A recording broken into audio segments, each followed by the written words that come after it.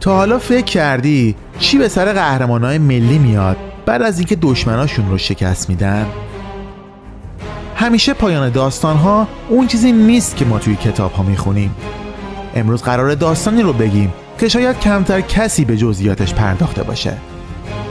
داستان سرداران ملی ایران، ستارخان و باقرخان. من رامتین هستم و اینجا کانال داستان‌های جهان هست، جایی که از رازهای جهان از باستان تا الان رو میشنوید. ستارخان و باقرخان دو اسمی که همیشه با همدیگه میاد، قهرمانایی که نه فقط برای تبریز بلکه برای کل ایران جنگیدن. ولی واقعا چی شد که این دو یار وفادار آخر زندگیشون هر کدوم به شکل متفاوتی تنها و منزوی شدن؟ تو این داستان پر از ابهام کلی حرف و رازهای ناگفته هست. بریم ببینیم که قضیه از چه قراره. سال 1245 شمسی توی روستای نزدیک تبریز به اسم ورزقان پسری به دنیا آمد که اسمش گذاشتن ستار. پدرش حاج حسن بزاز بود.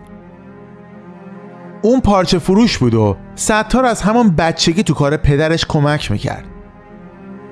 وقتی برادر بزرگش اسماعیل خان به دست حاکم تبریز کشته شد، دیگه عزمشو جذب کرد که بره دنبال مبارزه با ظلم. ستار و دو تا برادر بزرگش اسماعیل و غفار از همون بچگی عشق تیراندازی و اسبسواری داشتن. تو این بین اسماعیل که بچه بزرگی خانواده بود، روز و شبش رو با اسب‌بازی، تیراندازی و نشست و برخاست با خوانین و بزرگان میگذروند.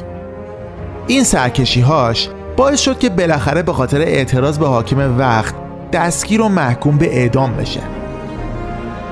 گفتن که اسماعیل به یه نفر که مخالف حکومت بود پناه داد و به همین جرم هم اعدام شد.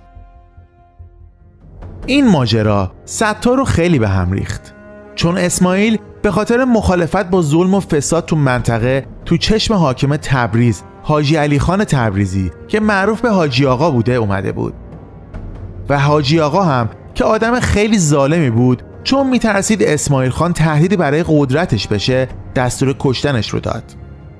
این اتفاق باعث شد که ستار تصمیم بگیره با ظلم بجنگه و همین ماجراها بود که بعداً ازش یک چهره مهم مشروطه ساخت. ستار اولش با سوار نظام خراسان همراه شد، ولی بعدش رفت عراق، ولی نتونست اونجا بمونه. بعدش برگشت تبریز و شد مباشر محمد تقی صراف برای مدیریت املاک. بعد از یه مدت رضا قلی خان توصیهش کرد و رفت ژاندارمری. بهش مسئولیت حفاظت راه مرند و خوی رو دادن. تو همین دوران مظفرالدین شاه قاجار بهش توجه نشون داد و بهش لقب خان داد. با این عنوان ستارخان رفت تو گروه تفنگداران مخصوص ولیعهد در تبریز.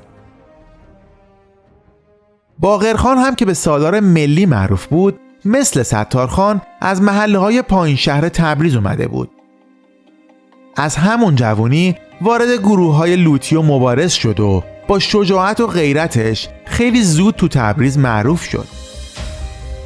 وقتی مبارزات مشروطه شروع شد، باقرخان و ستارخان کنار هم تبدیل به دو تا از فرمانده‌های اصلی و تاثیرگذار مبارزات تبریز شدند. این دو قهرمان با همدیگه کلی سختی کشیدن و جلوی حکومت قاجار ایستادن. ولی بعد از همه این فداکاری ها آخرش چی شد؟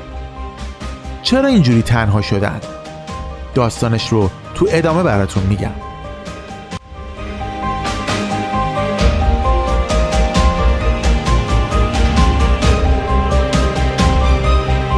بذارید اول مشروطه رو بهتون بگم چیه.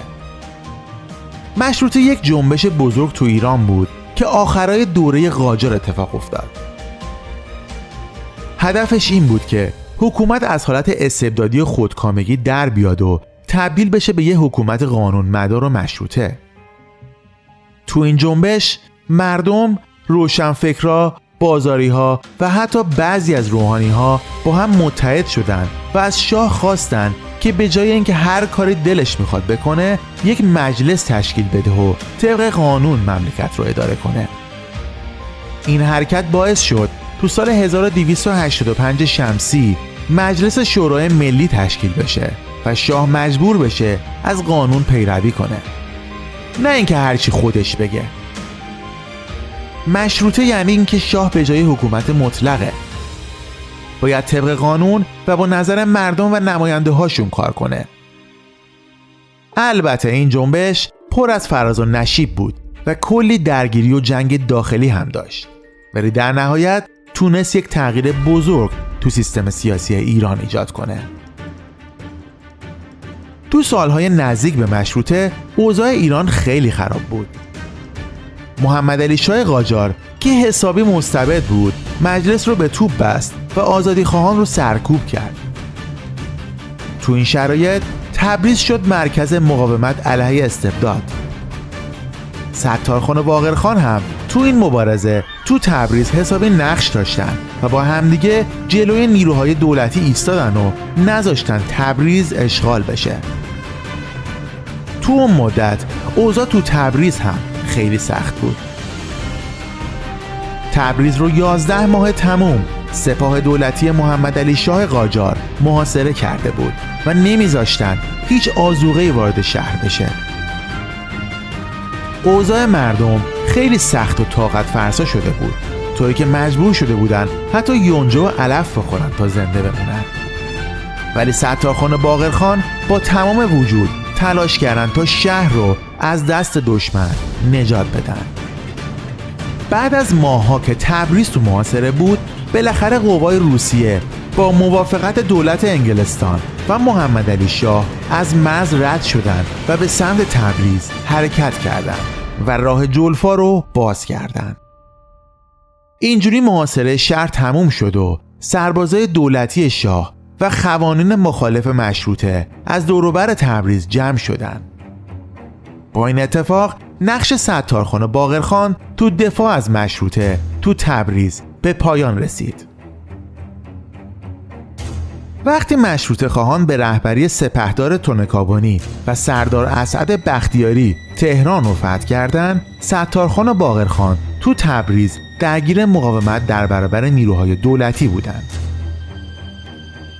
بعد از فتح تهران و سقوط محمد علی شاه، ستارخان و باقرخان رو برای قدردانی به تهران دعوت کردند. همه فکر می‌کردند این دو قهرمان تو دولت جدید جایگاه مهمی پیدا کنند. اما اوضاع اونطوری که باید پیش نرفت. خیلیا که اول ازشون حمایت می‌کردن، بعداً به خاطر ترس از قدرت و نفوذ زیادشون شروع به دشمنی باهاشون کردن و شایعه سازی کردن که این دو نفر میخوان تو تبریز یه حکومت جداگونه راه بندازن و دنبال تجزیه ایران هستن.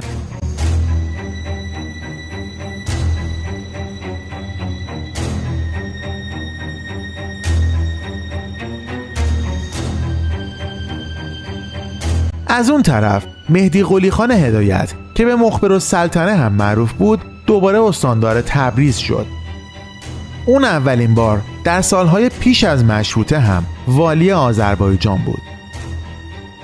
وقتی که اون وارد تبریز شد، روس‌ها به بهانه حفظ نظم و حمایت از بورژوازی که در دوران مشروطه ایران وقتی که میگیم بورژوازی منظورمون بیشتر تجار و بازرگانان و صاحبان صنایع هست. اینها خیلی به توسعه اقتصادی کشور علاقه داشتند و از انقلاب مشروطه حمایت می‌کردند تا بتونن جلوی استبداد و تسلط اشرافیت رو بگیرن و نظام اقتصادی و سیاسی رو به سمت شفافیت و قانون مداری ببرن. خلاصه روس‌ها به بهانه حفظ نظم و حمایت از بورژوازی نیروهای نظامیشون رو تو شهر مستقر کردن و شهر حالت حکومت نظامی گرفت. مخبرالسلطنه از روس‌ها خواست که نیروهاشون رو از شهر بیرون ببرن، چون با وجود مشروطه و قانون جدید نیازی به نیروهای بیگانه نبود. ولی روس‌ها قبول نکردن و مسلح بودن ستارخان و باقرخان رو بهانه‌ای برای بی‌نظمی دونستن. اونها میگفتن این دو نفر تو آذربایجان مثل یه حکومت جداگونه عمل میکنن و با طرفداراشون مردم رو تحریک میکنن. مخبرالسلطنه تو خاطراتش نوشته که ستارخان و باقرخان تو تبریز هر کدوم کدخدای یه محله بودن و پیروانشون رو میفرستادن که از مردم مالیات بگیرن. حتی میگفت که پیروان این دو سردار به خونه‌های ثروتمندان میرفتن و ازشون پول میخواستن.